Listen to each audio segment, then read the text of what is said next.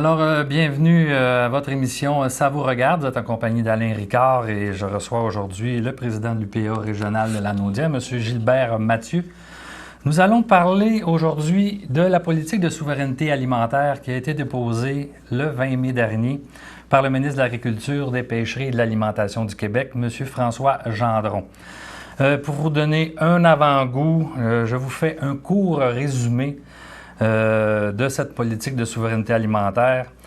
Le gouvernement du Québec se dote d'une vision d'avenir et poursuit les objectifs suivants. Assurer à l'ensemble des Québécois un approvisionnement en aliments de qualité, à juste prix et bon pour leur santé. Accroître la proportion de l'alimentation des Québécois satisfaite grâce aux aliments du Québec et développer un secteur bioalimentaire prospère, rémunérateur, générateur d'emplois, respectueux de l'environnement et contribuant à l'occupation dynamique du territoire québécois. Alors, un gros mandat. Alors, bienvenue, M. Gilbert Mathieu. Bonjour, monsieur. Ça va bien? Très bien. Monsieur Mathieu, vous êtes président de l'UPA régionale Lanaudière. Oui, Fédération de l'UPA de Lanaudière, qu'on appelle la FUPAL. La FUPAL. Depuis 2010. Okay. J'étais sur l'exécutif avant ça, depuis 4 ou 5 ans. Et j'ai été président de mon syndicat local, le syndicat qu'on appelait Laurentien, dans le coin ouest de la région de Lanaudière, le sud-ouest. Okay. Et qui comprenait Saint-Roch, Saint-Lin, Lachenay, Mascouche, Terrebonne. OK. Puis là, vous avez fait le grand saut à la présidence régionale. Oui, suite à quelques pressions, comme de raison. Mais j'en suis fier aussi. C'est tout un mandat que de représenter le monde agricole. N'oublions pas que l'UPA, c'est un syndicat. Oui. Et puis, on défend nos membres dans leurs coûts de production, dans leurs droits, du mieux qu'on peut, du premier au dernier.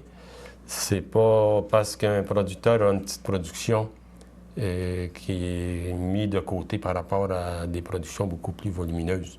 Okay. Si vous regardez le secteur de Lanaudière, il n'y a pas seulement que des grosses fermes. Beaucoup de petites fermes. Au niveau provincial,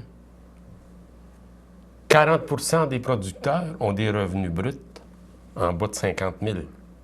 OK, il y a beaucoup de petits producteurs. Oui, il y a beaucoup de productions émergentes aussi qui sont arrivées ces dernières années. Oui, on peut le constater dans notre secteur, le CDBL, qui est le Centre de développement bioalimentaire Lanaudière, okay. Et qui contribue à aider des producteurs à avoir une valeur ajoutée à leurs produits, les fromages. Si vous pouvez voir tous les fromages qu'il y a dans les régions de Lanaudière, il y a beaucoup de producteurs de fromages de petite envergure. Vous en avez aussi qui font du vin, exemple, M. Arnois à Saint-Thomas avec son vin. Là. Et puis il y en a d'autres, là, je pense à celui-là. Il y a des organisations aussi de circuits. Oui, chemin de campagne. Là, qui sont, c'est des choses qui n'existaient pas il y a 25 ou 30 ans. Non. Et puis l'UPA contribue à ça, il fournit tous les ans un certain montant. Et les MRC, à ne pas oublier, tous les CDBL, les CLD, je veux dire, contribuent à ça, au CDBL. Et puis, pour un bon montant, une valeur de 12 500 par année. Oui, c'est un... oui, c'est un apport pour nous, pour les producteurs aussi. Vous parlez tantôt que l'UPA, c'est un syndicat qui va fêter ses 90 ans l'année prochaine, qui, à l'origine, s'appelait... L'UCC, l'Union catholique des cultivateurs. Certains se rappelleront peut-être de cette... Oui, puis lors de la fondation de chaque secteur d'UCC, en tête, Monsieur le curé. Oui. L'Union catholique des cultivateurs, le mot catholique est dedans. D'ailleurs, à l'époque, mon père avait été recruté par l'aumônier de l'UPA pour être président de l'UPA aussi. Ils doivent être tous les deux morts. Non, mon père est encore vivant. Oui. Si on parlait un petit peu... l'UCC, en passant, en 72, il y a eu la loi sur les producteurs agricoles qui est arrivée. C'est devenu l'UPA. C'est devenu l'Union des producteurs agricoles. Si on parlait... avec une cotisation obligatoire. Avec une cotisation obligatoire depuis ce moment-là. Oui, parce qu'avant ça, l'UCC, c'était collecté de porte en porte par les par les convaincus du système, là. Ça se faisait de bouche à oreille. Donc, ça a commencé avec des 2 piastres. Aujourd'hui, c'est plus les mêmes montants. Il faut rajouter des zéros. Il faut rajouter des zéros. Alors, comment c'est organisé, là, sommairement, l'UPA? L'UPA, ici, on a la FUPAL, comme je disais tantôt, qui est la Fédération de l'UPA de la Naudière.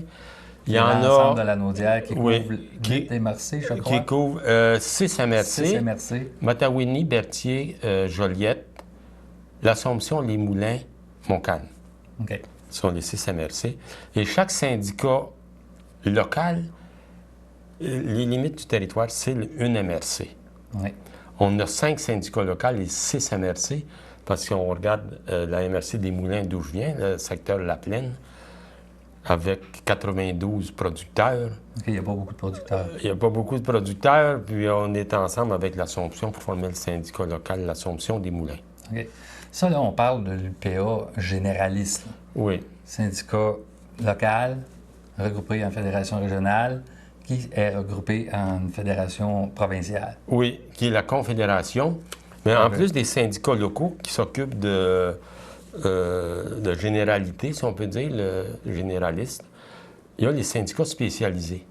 Les producteurs d'œufs, les producteurs de lait, les producteurs de bœuf, les producteurs de pommes de terre. Il y en a 16, on ne les nommera pas toutes. Okay. Ils sont en syndicats spécialisés, affiliés au syndicat en fait, ce local sont les mêmes producteurs qui sont membres de le syndicat de secteur et qui sont membres par d'une spécialité, dépendamment de production. Oui, chaque producteur a une spécialité. Et là, je vous amène à 2 spécialités qu'on connaît moins, puis qu'on va parler tout de suite après. Il y a aussi une spécialité qui s'appelle le syndicat des agricultrices et le syndicat de la relève. La relève, où les membres ne sont pas obligés d'être producteurs pour faire partie de l'UPA. Nécessairement, la relève n'est pas producteur encore. C'est ça. Puis les agricultrices, pas nécessairement non plus. En tout cas, au début, non. Non. Au début du mouvement, les agricultrices se sont regroupées. Justement, ça a donné des politiques qui ont encouragé les femmes à s'associer à mari. À s'associer, et puis c'est une des politiques qui a été défendue par les agricultrices, d'avoir une compensation financière pour les entreprises qui donnaient des parts, en pourcentage, là. Pas donner une bouchée de pain, là. Non, ça prenait 20 de l'entreprise pour avoir la même participation financière que la relève. OK. La relève aussi, ça prend 20 Et oui. Ça, pourquoi je vous parle de ces 2 syndicats-là, c'est qu'entre autres, le syndicat de la relève, dans la politique de souveraineté alimentaire, c'est à peu près le seul point concret où ce qu'on a annoncé quelque chose cette journée. De nouveau. De nouveau. Oui, qui est une prime à l'établissement, qui était de 40 000 pour celui qui a suivi un cours. Oui. Parce que c'est reconnu, ceux qui ont suivi un cours en gestion d'entreprise réussissent mieux. Bien, c'est dans tout. Oui. C'est pas rien que l'agriculture. On ne serait pas imaginé un dentiste devenir dentiste parce que mon père est dentiste. Bon. En agriculture, on avait cette mentalité. Oui, mais on l'avait, la mentalité, mais c'est pas si facile que ça à faire disparaître les mentalités. Oui. Hein. Mais c'est embarqué, puis ça s'accentue, là, c'est évident. Mais là, la prime est de 50 000. Ça paraît, à valeur qu'ont les entreprises agricoles aujourd'hui, 50 000 ça paraît pas énorme.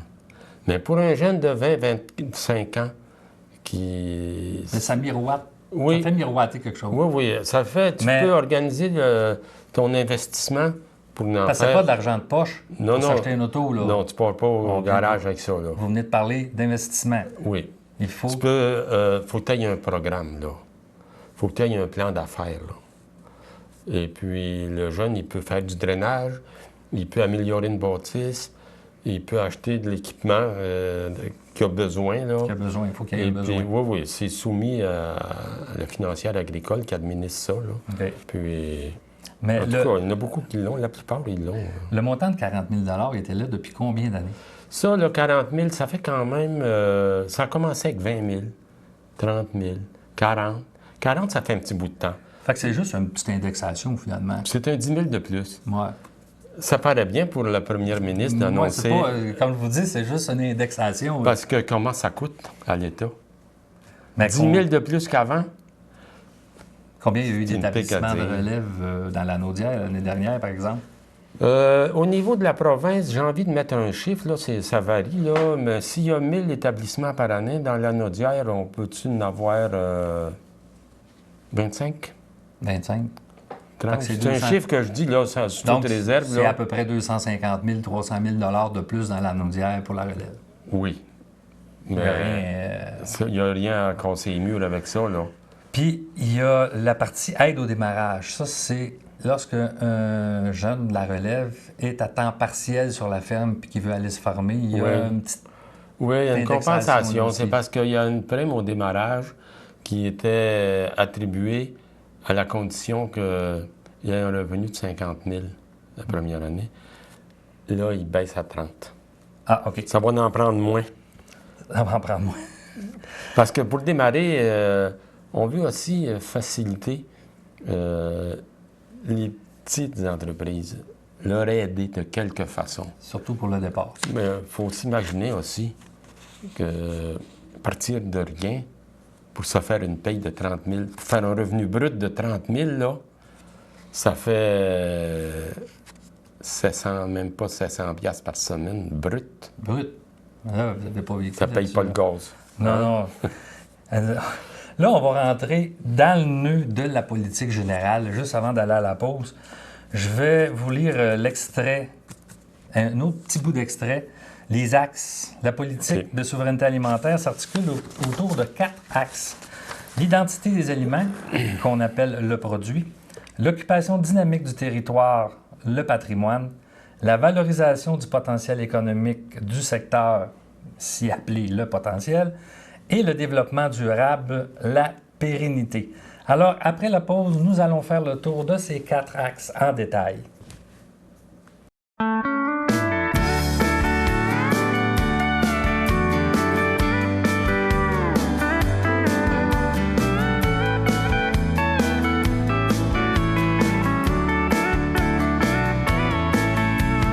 Pour toi, le bonheur se trouve dans le cœur. Moi, quand je me lève le matin, c'est le quotidien. Et toi, toute la journée, tu mets du soleil. Tu es là dans notre vie.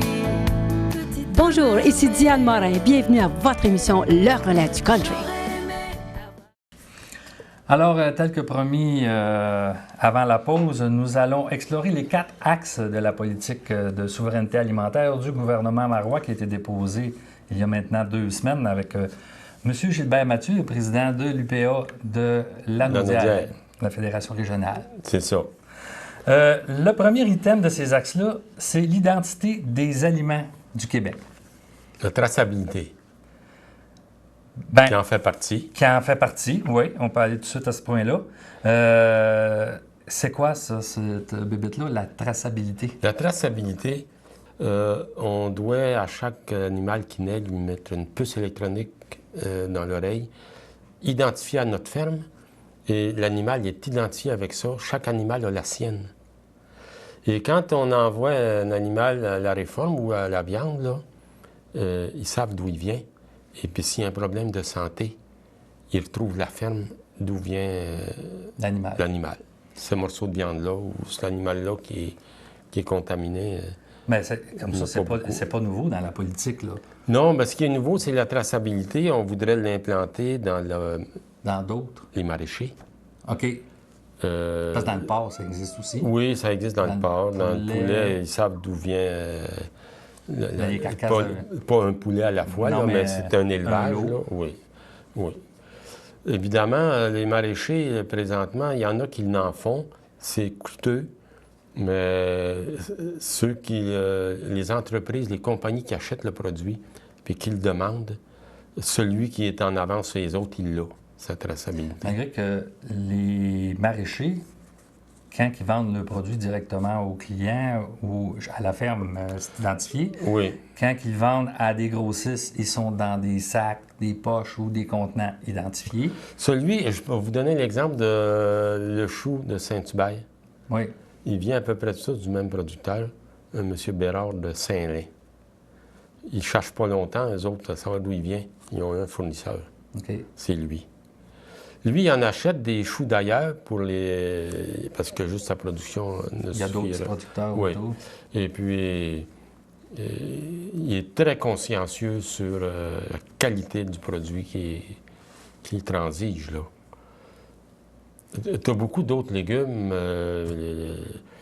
les carottes, les betteraves, les navets, les nommez-les, là.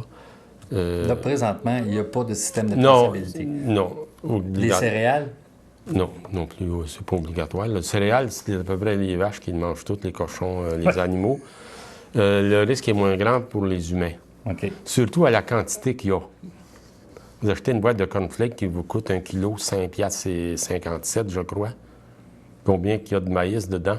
Il n'a même pas pour 20 cents. Ouais. Ça ne OK. veut pas dire qu'il ne doit pas avoir la qualité qu'il faut. Là. Il l'a, les entreprises. Là, Mais les quantités sont ben négligeables. oui, OK. c'est ça.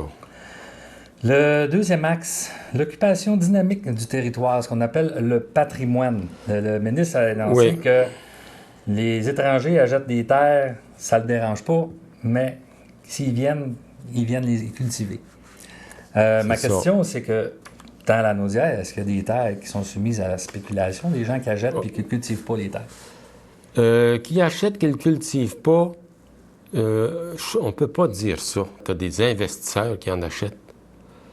Je peux vous donner l'exemple d'un joueur de hockey qui a acheté une terre à Terrebonne, La Plaine, au pied carré. Il n'y a pas un producteur qui achète une terre au pied carré. Non. C'était à l'arpent ou à l'acre. Et puis, il a payé ce gars-là 40 cents le pied carré. Il est reparti en Californie, là, lui, puis la terre est là. Puis Puis il attend que le prix monte. il attend que le prix monte, puis il n'est même pas là. C'est ça Mais qu'on les appelle investisseurs sont... l'occupation dynamique. Oui. Ça, il ne fera plus rien avec ça, puis tu veux l'appeler pour la louer, tu ne sais même pas qui rejoindre, là. Ça va... Fait qu'elle n'est pas cultivée. Non. Fait que ça existe, ce phénomène-là aussi dans Oui. la Naudière. Tu en as qui l'achètent, par exemple, et puis à Mascouche, Bon, on a vu ça, les l'Épiphanie. bizarres, il y a une couple d'années aussi. Oui, oui. Mais On dira pas qui. ceux qu'on connaît, là, à Mascouche ou à l'Épiphanie, et l'Assomption, ils la cultivent, eux autres. Il y en a un qui l'achète à l'Épiphanie, mais il les loue. Aux producteurs, les loups sont cultivés. Mais il attend que la ville se rende là, probablement. OK. Quand il y a un monsieur qui n'achète des centaines d'acres, là, et puis qui a déjà son hélicoptère, C'est pas un agriculteur. ne va pas penser que tu vas compétitionner chez le vendeur avec lui. Non. Tu vas arriver deuxième. Mais C'est là le problème, c'est que ces gens-là, ils payent beaucoup plus cher que ce que le producteur peut payer pour la rentabiliser. oui. Et puis, il va y avoir une politique, là, le projet de loi est annoncé la semaine dernière OK. pour empêcher ce phénomène-là d'accaparement des terres par des étrangers. Fait qu'il va y avoir une mesure coercitive qui va empêcher ça. Empêcher ça, là, si De quelle façon? pour acheter une terre, il faudrait que tu aies été résident un certain temps depuis tant d'années en arrière, là. OK, c'est un minimum. Tu ne pourras pas arriver avec un Chinois là, qui va s'en venir ici avec Parce qu'on 25 millions. On a entendu des histoires d'horreur. Là. Nous, les Chinois vont nous acheter. Ouais, Les Chinois c'était pas eux autres les plus dangereux. Non, je pense que pour l'instant... Il y a eu plus proche que ça. Il y a eu plus proche que ça. On les nommera pas, là, Il y a eu mais- très proche. mais j'aurais le goût. Dans la première page. Là. Oui. Il y avait un petit mot rapide. Là, il y avait dans la CPTAQ, il y avait de prévu une banque de terre. Oui. C'était à l'époque de Mirabel où on avait peur que le gouvernement fédéral revende les terres Oui. à des plus offrants. Puis, on avait conçu un règlement pour faire des banques de terre pour les revendre à la relève. OK, oui. Il y a eu un programme d'établi depuis quelques années qui appelle un capital patient. Patient? Patient. OK. C'est la FIRA, le Fonds d'investissement en agriculture régionale, en agriculture, le R, là, je sais ça. Et puis, qui va aider le jeune à acheter une terre, mettons. Et puis, patient, c'est-à-dire que le capital ne sera pas remboursable avant un certain temps. Tu vas payer les intérêts, mais ils vont attendre pour que le jeune remplace OK, le paiement de capital. Le patient, c'est le ça. prêteur. Oui. OK. Ce qui est rare. Et puis, dans la nouvelle politique là, qui va être établie, ça va avoir lieu, ça, plutôt que de laisser une terre s'acheter par un investisseur, ça va être acheté par l'organisation, pas pour l'enlever à un autre producteur. Ça n'empêchera pas deux producteurs de faire des transactions au prix qu'ils veulent. Mais cet organisme-là achèterait une terre et la remettrait en vente à un jeune ou pour la relève. C'est un projet de loi qui va être déposé prochainement, là, mis à l'étude et probablement voté à l'automne. OK, vous êtes plus dans les secrets des dieux que nous. Ah, ben, on est consulté. Mais OK, vous voyez venir les coups. On va aller avec l'autre axe, la valorisation du potentiel économique du secteur. Là, on parle d'argent, bien entendu. Oui. Dans la politique, on lit qu'elle signifie des attentes à l'endroit du réseau public et des sociétés d'État telles que la Société des alcools du Québec pour qu'ils accordent davantage d'importance aux produits du Québec. Oui. On a des attentes. Des attentes en ce sens que il y a des producteurs de vin. Mettons, je prends cet exemple-là dans la Naudière, là, et puis il y en a ailleurs, il n'y en a pas juste ici. Pour passer le produit à la Société des alcools, il y a tout un scénario. Mais est-ce qu'il y a des mesures Oui, prévues? c'est ça qu'il faudrait faciliter. Parce qu'on peut bien dire dans la loi, on s'attend à... Oui, mais il y a toujours des... Il y a toujours des méthodes qui sont non dites. Exemple. AgroPure ou Saputo, vous allez à un marché, genre un IGA ou métro, là, pour mettre le litre de lait à la hauteur des yeux sur la tablette, ils payent. Oui. Ça coûte plus cher que s'ils le mettaient en bas. Puis des fois, le montant qu'ils donnent, il est plus élevé que le profit que le producteur fait avec le lait qu'il y a dedans. Bon, si on veut rajouter un peu de valeur aux produits du Québec, il faut que, premièrement, si vous allez à la SAQ et vous n'en demandez pas, Premier point. hein, ça, ils vont finir par en mettre sur les tablettes. Ils vont finir par mettre accentuer le produit sur les tablettes si le producteur le demande. Si le Pas consommateur, le consommateur le demande. si je veux avoir des Il vins faut, du Québec, ça, la nouvelle politique du gouvernement du Québec, elle a beau sortir tous les avantages. Chaque consommateur qui dépenserait 20 $ par semaine de plus, ça créerait 100 000 emplois. Mais si on a beau la sortir, la politique, mais si le consommateur s'en va au marché de l'alimentation et puis qu'il aime mieux acheter un vin de Californie, les fêtes, ça marche pas. il faut sensibiliser les producteurs qui sont dans les consommateurs, consommateurs. qui sont dans le droit. De demander... C'est eux autres qui ont le pouvoir. Mais une autre partie du problème, c'est quand les institutions publiques vont en soumission. Là, c'est pas le consommateur qui demande. C'est des soumissions pour l'alimentation dans les institutions hospitalières. ces choses-là. Les écoles. Parce que dernièrement, Aliment Marcotte à Trois-Rivières a perdu quand même un contrat de 30 millions aux mains d'une entreprise américaine. Et puis qui va peut-être emmener des produits américains. Mais comment Ça on fait pour lutter contre ça? Ça prend une mesure législative OK. qui dit l'institution doit. Il ne faut pas avoir juste des attentes puis insister. Non. Il va falloir qu'il y ait c'est ça. une loi C'est applicable. ça. Comme avant-dernier point, le ministre de l'Agriculture a l'intention de revoir l'application d'un certain nombre de programmes de la financière agricole parce qu'il y a des éléments de la politique qui ne pourront pas se réaliser sans ça. Bon, la financière agricole, c'est reconnu que l'agriculture laissée à elle-même, ça ne fonctionne pas. Bien, on le voit dans certains pays. C'est ça. Ça prend absolument des mesures financières pour assister le producteur. Sinon, les produits vont venir de Chine, comme le fameux pot de cornichon que tout le monde a entendu parler avec l'ex-président qui était M. Pellerin. Un pot de cornichon qui se vendait 2,99 qui avait à peu près pour 29 cents de cornichons dedans, mais qui venaient de la Chine puis des Indes. Ça va coûter plus cher le transport que le T'en cornichon. Qu'est-ce que tu veux faire devant ça? Comment veux-tu emmener un produit sur tes tablettes si le consommateur, quand il voit ça, qui aime mieux aller acheter de là-bas, il n'y a pas beaucoup de producteurs qui regardent, de consommateurs qui regardent La provenance. la provenance de Encore beaucoup. là, c'est la responsabilité, en grande partie, Du consommateur, du consommateur. de l'exiger. Puis quand vous demanderez au gérant du marché comment ça se fait que présentement, c'est le temps des fraises, là. Ça serait le temps d'y dire. Oui, Si vous voyez des fraises en spécial d'Ontario qui viennent de Californie, ou de la Californie, mais l'Ontario doit arriver. l'Ontario doit arriver, le sud de l'Ontario. Oui, parce que le Québec en a commencé. Oui, ils viennent d'un peu plus loin, là, l'Ontario. On beau dire que c'est au Canada, là, Oui, mais ils viennent un peu plus loin. ils viennent Ça, d'un peu c'est plus pas des loin. fraises du hein, Québec.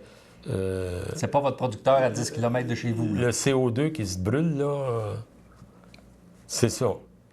Oh, Donc, dans le développement durable, qui est le dernier axe, quand on parle de développement durable dans les édifices du réseau public, inciter à insérer davantage de spécifications de développement durable dans leurs critères d'appel d'offres.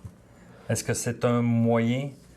C'est un moyen pour nous d'exiger que si c'est fait ici, avec des conditions de salubrité, par exemple, que le consommateur ne l'achète pas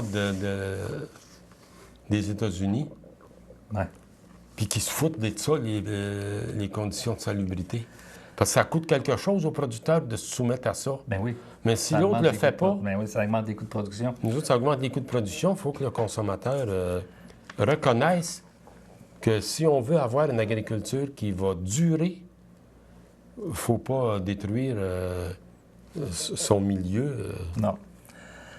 On a fait pas mal le tour de la politique, puis on arrive pas mal à la fin de notre temps. Après avoir lu à peu près 45 pages, 46 pages, qui est la politique, moi, je cherchais des mesures Précise. précises et à l'avant-dernière page, on annonce la création de la table de concertation des partenaires.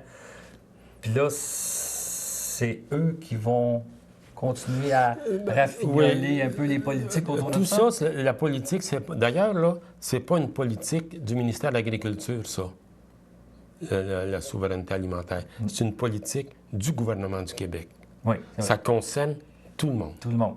Et puis, si on veut avoir quelque chose de crédible et puis qui fonctionne, ça prend une table de concertation qui va amener tous les intervenants à demander ce qu'il faut pour leur secteur. Ça prend ça, ça prend ça. Exemple, dans la Naudière, on en a une, c'est le CBBL, une table de concertation, et puis qui est reconnue, qui fonctionne très bien. Alors, on va être obligé de se quitter là-dessus parce qu'on est rendu au bout de notre temps. On aurait eu Oui. encore 2-3 pages de sujets à discuter. On reviendra. Au fur et à mesure que les réglementations Sortiront. s'arrimeront ensemble, peut-être que dans une couple de semaines, une couple de mois, je vous réinviterai pour qu'on puisse en rediscuter encore. Ça fera plaisir. Alors, je vous remercie beaucoup, M. Mathieu. Je recevais aujourd'hui le président de l'UPA, la Fédération de la Naudière, et nos discussions de la politique de souveraineté alimentaire présentée par le gouvernement il y a à peu près 2 semaines. Alors, merci et à la prochaine. Bonjour, monsieur.